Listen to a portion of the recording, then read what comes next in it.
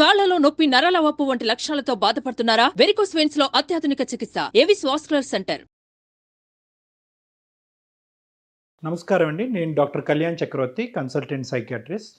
కర్నూలులో నంద్యాల దగ్గర జరిగినటువంటి సంఘటన గురించి ఈరోజు చాలా గుండె భారమై, బరువై స్పందించటం తప్పనటువంటి పరిస్థితిలో స్పందిస్తున్నానండి. చాలా బాధాకరమైనటువంటి సంఘటన.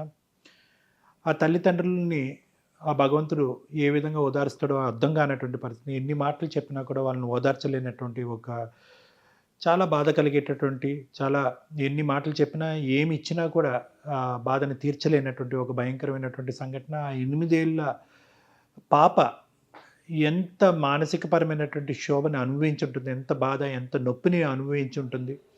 అంత భయంకరంగా అందులో ఇక్కడ వచ్చినటువంటి భిన్నమైనటువంటి సంఘటన ఏంటంటే, చేసినటువంటి ఆ దుశ్చర్య పాల్పడినటువంటి ఆ ముగ్గురు కూడా మైనర్స్ అవటం అనేటటువంటిది ఈరోజు మనకు కనిపించేటటువంటి అతి దారుణమైనటువంటి, అతి భయంకరమైనటువంటి ట్విస్ట్.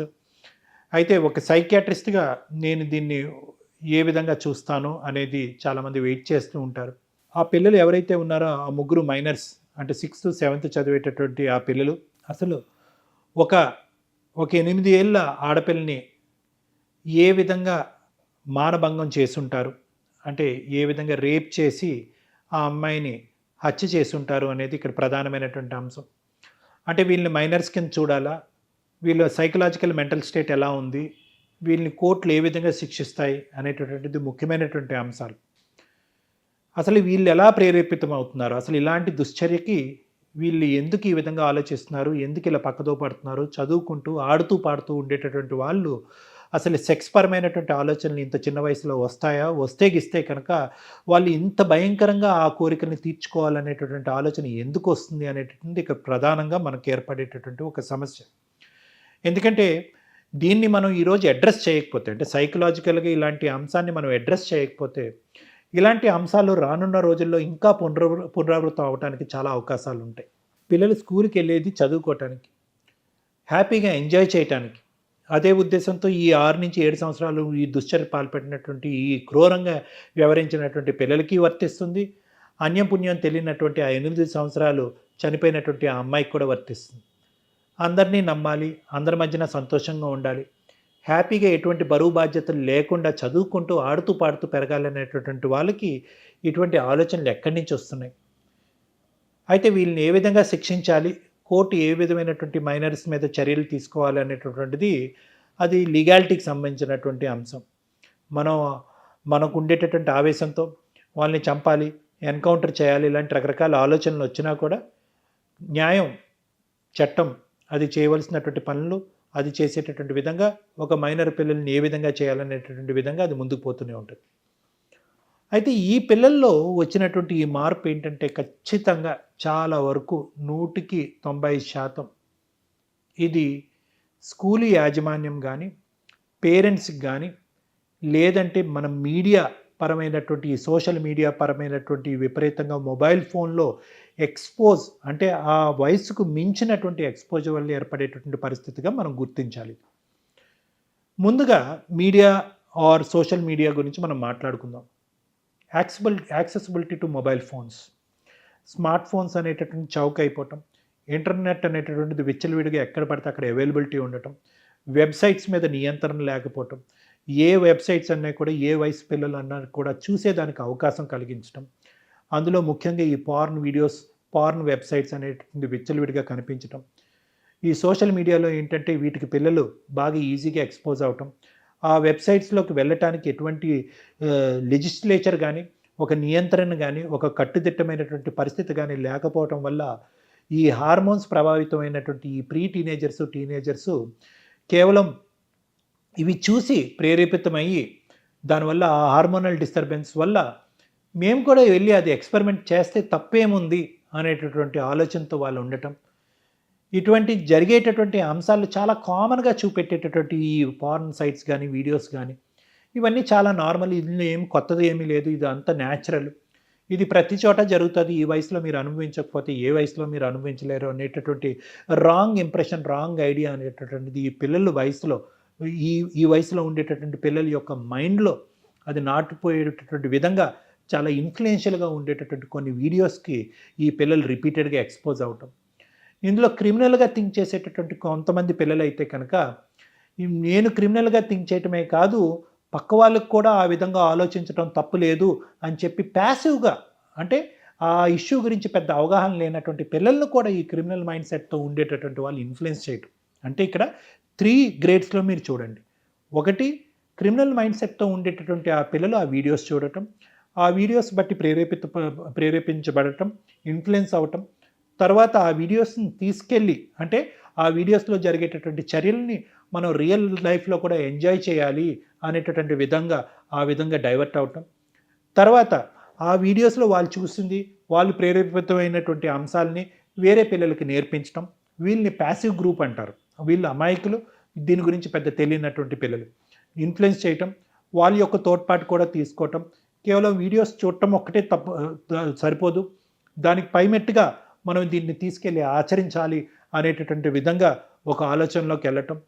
తర్వాత వీళ్ళందరూ కలిపి, ఆ ముగ్గురు కలిపి, ముగ్గురు అవనియండి, నలుగురు అవనియండి, 10 మంది అవనియండి, వీళ్ళందరూ కూడా ఏంటంటే దీనికి కరెక్ట్ విక్టిమ్ ఎవరు, వాళ్ళకంటే వయసుకు దగ్గర ఉండేటటువంటి వాళ్ళు, అదే వయసు ఉండేటటువంటి వాళ్ళు అయితే కనుక రిటాలియేట్ అవుతారు, రెబెలియన్ చూపెడతా ఉంటారు, లేదంటే గట్టిగా అరుస్తారు, నలుగురికి చెప్తారు. వాళ్ళకంటే తక్కువ వయసు ఉండేటటువంటి వాళ్ళు ఉండాలి, తక్కువ చదివేటటువంటి వాళ్ళు ఉండాలి, తక్కువ కమ్యూనిటీకి చెందినటువంటి వాళ్ళు ఉండాలి, వీళ్ళు చెప్పేటటువంటి మాయమాటలు నమ్మేటటువంటి వాళ్ళు ఉండాలి, వీళ్ళు సీనియర్స్ కదా అని చెప్పి వీళ్ళు చూపెట్టేటువంటి ఆజమాయిషీతనాన్ని కానీ, లేదంటే వాళ్ళు ఇచ్చేటటువంటి ఆఫర్స్ని కానీ దానికి టెంప్ట్ అయ్యేటటువంటి విధంగా ఉండాలి. సో వీళ్ళు క్రిమినల్ మైండ్ సెట్ అనేటటువంటిది కేవలం ఆ వీడియో చూడటము, ఆ వీడియోలో ఉండేటటువంటిది అనుకరించడమే కాకుండానే దానికి తర్వాత వాళ్ళు తీసుకునేటటువంటి సహాయ సహకారాలు ఎవరెవరి దగ్గర నుంచి ఈ గుంపులోకి లాగుతున్నారు అనేది ఒకటి. రెండోది ఏంటంటే ఎవరిని విక్టిమ్ కింద వీళ్ళు ఎంచుకుంటున్నారు, వాళ్ళ యొక్క కోరిక తీర్చడం గురించి ఎవరిని విక్టిమ్ కింద ఎంచుకుంటున్నారు అనేటటువంటిది కూడా ఇందులో ముఖ్యమైనటువంటి అంశాలు అన్నమాట. సో ఈ క్రిమినల్ మైండ్ సెట్ అనేటటువంటిది వాళ్ళకి, పిల్లలకి కొంతవరకు ఇన్హెరెంట్గానే ఉంటుంది, ఇన్హెరెంట్గా లోపల ఉండేటటువంటిది. లేదంటే కనుక ఆ స్కూల్లో ఉండేటటువంటి ఆ 500 మంది పిల్లలు, 1000 మంది పిల్లలు అందరూ ఇదే కార్యక్రమంలో పోవాలిగా. ఎందుకు ఇది ప్రత్యేకంగా కొంతమందినే అట్రాక్ట్ చేస్తుంది, ఎందుకు ఆ వీడియోస్ కొంతమందినే అట్రాక్ట్ చేస్తుంది, ఎందుకు ఇటువంటి దుశ్చర్యకు పాల్పడాలి అనేటటువంటి ఉద్దేశం కొంతమంది పిల్లలు అంటే కనుక వాళ్ళ మైండ్ సెట్ బట్టి ఈ ఆచరణలోకి వెళ్ళేటటువంటి ఇలాంటి అంశాలు అనేది మనం గుర్తుపెట్టుకోవాలి. ఏంటి ఆ మైండ్ సెట్? ఈ మైండ్ సెట్ ఏంటంటే కనుక చదువుని వెనక్కి వేయటం, ఎప్పుడు కూడా ఆడుతూ పాడుతూ తిరగాలి అని అనుకోవటం, ఎప్పుడు లైఫ్ని ఇంకో విధంగా ఎంజాయ్ చేయాలి, ఒక కొత్త తరంగా, ఒక అడ్వెంచరస్గా ఎంజాయ్ చేయాలి, పేరెంట్స్ అనేటటువంటి పరిధిలో కాకుండా అందరి కళ్ళు గప్పి ఇంకో కొత్త తరహాలో లైఫ్ ఎంజాయ్ చేయాలి. అది ఏదన్నా అవనియండి, సిగరెట్లు తాగటం అవనియండి, మందు కొట్టడం అవనియండి, చిన్న వయసులోనే మనం ఎంజాయ్ చేయాలి. ఆ వీడియోస్లో ఏవైతే ఉన్నాయో అవే అనుకరించాలి. కష్టపడి జీవితంలో ఒక విధంగా ముందుకెళ్ళటం కాదు, మనం ఆనందం అనేటటువంటిది, సుఖం అనేటటువంటిది తక్కువ సమయంలోనే ఈ వయసులోనే ఆస్వాదించాలి, ఆనందించాలి. సో అవతల వాళ్ళు బాధను అర్థం చేసుకోకపోవటం, తనకంటే చిన్నవాళ్ళు, ఏడ్చేటటువంటి వాళ్ళు, బాధపడేటటువంటి వాళ్ళు ఆ ఫీలింగ్ లోపల అర్థం చేసుకోకపోవటం, మనకు కావాల్సినటువంటి సంతోషం, సుఖం వెంటే పడాలి అనేటటువంటిది. అంటే చాలామందికి ఆశ్చర్యం అనిపించవచ్చు ఈ వీడియో చూసేటటువంటి వాళ్ళకి, ఏంటి అంత చిన్న వయసు ఉండేటటువంటి పిల్లలకి కూడా అలాంటివి వస్తాయంటే ఎస్, ఎందుకంటే కనుక ఎప్పుడైతే ఆ క్రిమినల్ మైండ్ సెట్, ఆ జీనోమిక్ డిఫరెన్స్ అనేటటువంటిది, ఆ మెంటల్గా ఆ సైకలాజికల్ డిఫరెన్స్ వాళ్ళలో ఉంటుందో అది ఏ వయసులో వస్తుంది అనేటటువంటిది అది పెద్ద విషయం కాదు, ఏ వయసులో అన్నా రావచ్చు. సో ఎప్పుడైతే ఆ న్యూరోజెనెటిక్ బ్రెయిన్ మెకానిజంలో ఒక లోపం ఉంటుందో ఇటువంటి వీడియోస్ అనేటటువంటిది అగ్గికి ఆర్జం పోస్తున్నట్టుగా వాళ్ళని ఇన్ఫ్లుయెన్స్ చేసి ఆ కార్యక్రమాన్ని కేవలం ఆ వీడియోలో చూపెట్టడం ఏంటి, మనం బయట కూడా ఆచరించవచ్చు అనే విధంగా ఉంటుంది. సో ఇదేంటంటే తల్లిదండ్రులు దీన్ని పసిగట్టడం అనేది పెద్ద కష్టం కాదండి. ఇటువంటి పిల్లల్ని కాండక్ట్ డిసార్డర్ చిల్డ్రన్ అంటారు. ఏమంటారు? కాండక్ట్ డిసార్డర్, సిడీస్ అంటారు. కాండక్ట్ డిసార్డర్ అంటే వీళ్ళ ఆలోచన శైలి మిగతా పిల్లలతో పోలిస్తే కొద్దిగా భిన్నంగా ఉంటుంది. అల్లరి, అవతల వాళ్ళు బాధ పెట్టేటటువంటి విధంగా ఉంటుంది. ఎక్కడా కూడా వేరే వాళ్ళ నొప్పిని అర్థం చేసుకునేటటువంటి విధంగా ఉండదు. తల్లిదండ్రులను ఏడిపిస్తూ ఉంటారు, ఇరుగు పొరుగు వాళ్ళని ఏడిపిస్తూ ఉంటారు, క్లాస్ రూమ్లో ఏడిపిస్తూ ఉంటారు, అబద్ధాలు ఆడుతూ ఉంటారు, అల్లరి చిల్లరగా తిరుగుతూ ఉంటారు. తర్వాత ఎవరి మాట అంటే కూడా ఒక భయం, భక్తి అనేటటువంటిది ఉండదు. ఎవరిని లెక్కలేనటువంటి విధంగా ప్రవర్తిస్తూ ఉంటారు. సినిమాలు ఎక్కువ చూస్తూ ఉంటారు, విచ్చలవిడితనం ఉంటుంది. చిన్న వయసు నుంచే గర్ల్ ఫ్రెండ్, బాయ్ ఫ్రెండ్ అంటూ ఉంటారు. సిగరెట్లు ట్రై చేయడానికి వెనకాడరు, మందు కొట్టడానికి వెనకాడరు. అవకాశం ఉంటే కనుక డ్రగ్స్ తీసుకోవడానికి కూడా వెనకాడరు. తల్లిదండ్రుల మాట పట్టించుకోరు. తల్లిదండ్రులు ఏంటంటే కనుక అల్లరి చేస్తున్నారులే అనేటటువంటి విధంగా వదిలేస్తూ ఉంటారు. కానీ ఆ అల్లరి యొక్క పరిధులు ఏంటి అనేది ప్రధానంగా అర్థం చేసుకుని దాన్ని రెడ్ ఫ్లాగ్ చేసి బహుజాగ్రత్తలు తీసుకోవాల్సినటువంటి బాధ్యత ఎంతవరకు కాకపోయినా తల్లిదండ్రుల మీద కూడా ఉంటుంది, స్కూల్ యాజమాన్యం మీద ఉంటుంది.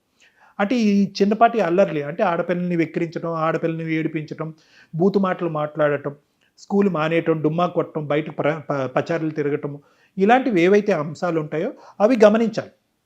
అంటే ఆ చిన్న చిన్న అంశాలే ఒకదానికి ఒకటి ముడిపడుతూ ఇటువంటి పెద్ద దారుణానికి దారి తీయచ్చు అనేటటువంటి అవగాహన, ఆలోచన, జాగ్రత్త తీసుకోవాల్సినటువంటి చర్యలు స్కూల్ యాజమాన్యం మీద, పేరెంట్స్ మీద, ఇరుగు పొరుగు ఉండేటటువంటి వాళ్ళ మీద, అమ్మ చూడండి మీ అబ్బాయి ఇలా చేస్తున్నాడు, ఇలా చేస్తే కనుక చిన్న వయసుతోనే వాడికి కౌన్సిలింగ్ ఇవ్వాలా, ట్రీట్మెంట్ ఇవ్వాలా, లేదంటే ఇంకో స్కూల్కి ఏమన్నా పెట్టాలా, లేదంటే బోర్డింగ్ స్కూల్లో పెట్టాలా, లేదంటే స్కూల్కి సంబంధించినటువంటి కౌన్సిలింగ్ పరిధుల్లోకి తీసుకురావాలా, లేదంటే టీచర్స్ కూడా అంటే అందరూ టీచర్స్ కూడా ఎంత కాదనుకున్నా కూడా ఎంతో కొంత సైకలాజికల్ అవేర్నెస్ ఉంటుంది కాబట్టి వాళ్ళ మీద ఒక కన్ను వేసి కేవలం వీళ్ళు చదువుతున్నారా, చదవట్లేదా, స్కూల్కి వస్తున్నారా, ఎగ్గొడుతున్నారా, బయటకు పచారులు కొడుతున్నారా అనేటటువంటి అంశమే కాకుండా వీళ్ళకి ఏమైనా స్పెషల్ ఇన్పుట్ ఇవ్వాలా, మనం వీళ్ళ మీద ఏదైనా స్పెషల్ కాన్సన్ట్రేషన్ తీసుకోవాలా, వీళ్ళకి ఏమన్నా భిన్నంగా కేవలం పాఠాలు చెప్పి వదిలేయటమే కాకుండా వీళ్ళని ఏమన్నా ప్రత్యేకంగా సైడ్ చేసి వీళ్ళకి ఏమైనా కౌన్సిలింగ్ ఇవ్వాలా, ఎవరైనా విక్టిమ్ అయ్యేదానికి అవకాశం ఉందా వీళ్ళ చేతుల్లో,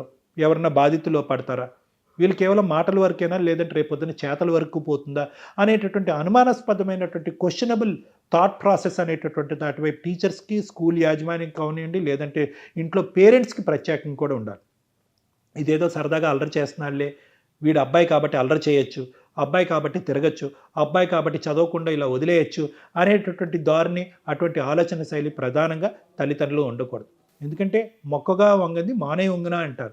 కాబట్టి ఇటువంటి ముందొస్తే ఇటువంటి గమనించటం, ఇటువంటి విధంగా జరగటానికి ఒక అవకాశం ఉంటుంది అనేటటువంటి అవగాహన, ఒక ఆలోచనతో తల్లిదండ్రులు ఉండటం అనేది కూడా చాలా అంటే చాలా ఇంపార్టెంట్ అంశంగా నేను భావిస్తున్నాను. ఈ పిల్లలు ఇప్పుడు మనం మొబైల్ ఫోన్స్ని పిల్లల్ని వాడిక కట్ చేయలేమండి.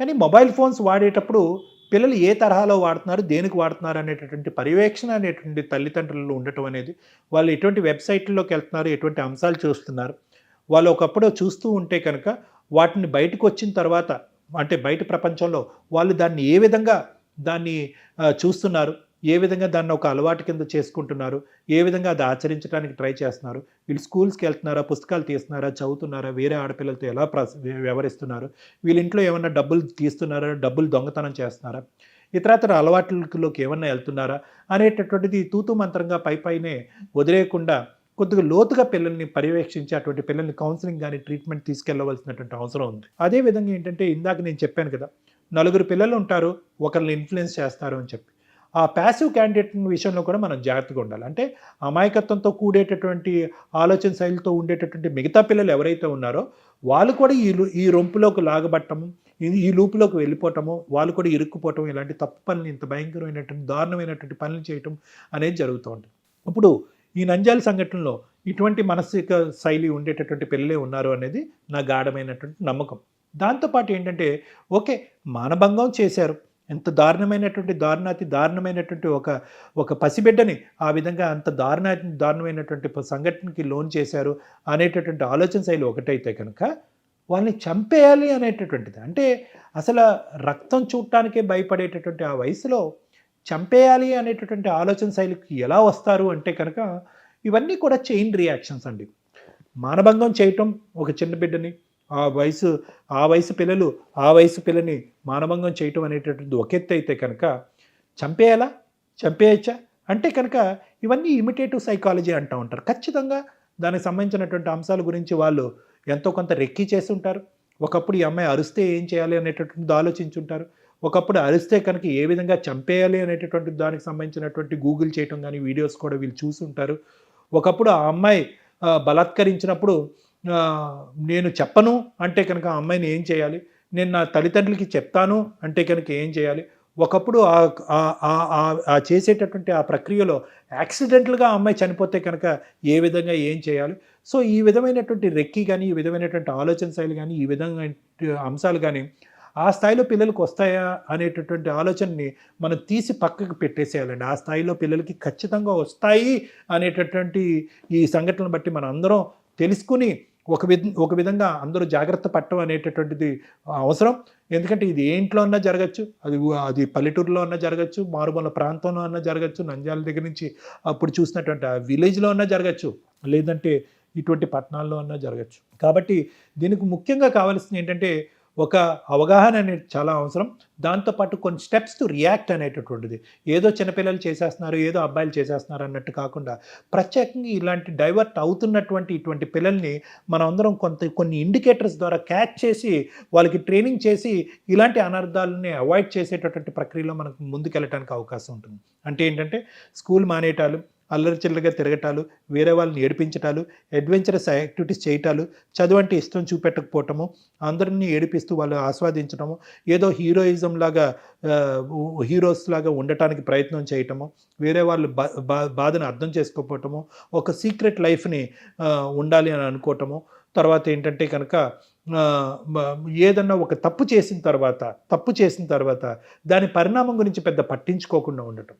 ఇటువంటి ఆలోచన శైలి, ఇటువంటి ప్రవర్తన ఉంటే కనుక అటువంటి పిల్లల్ని ఆ లూప్లోంచి బయటికి లాగి వాళ్ళకి కౌన్సిలింగ్ ఇచ్చి, వాళ్ళకి ట్రైనింగ్ ఇచ్చి, స్కూల్ యాజమాన్యం కానీ పేరెంట్స్ కానీ అటువంటి పిల్లల మీద ఒక ప్రత్యేకమైనటువంటి దృష్టి పెట్టి వాళ్ళని సరిదిద్దేటటువంటి ప్రయత్నం చేయడం కూడా చాలా ఇంపార్టెంట్. అలాంటప్పుడే ఇలాంటి సంఘటనలు మళ్ళీ పునరావృతం కాకుండా జాగ్రత్త పడటానికి ఒక అవకాశం ఉంటుంది. సుమన్ టీవీలో మీ పర్సనల్ అండ్ బిజినెస్ ప్రమోషన్స్ కోసం కింది నెంబర్కి కాంటాక్ట్ చేయండి.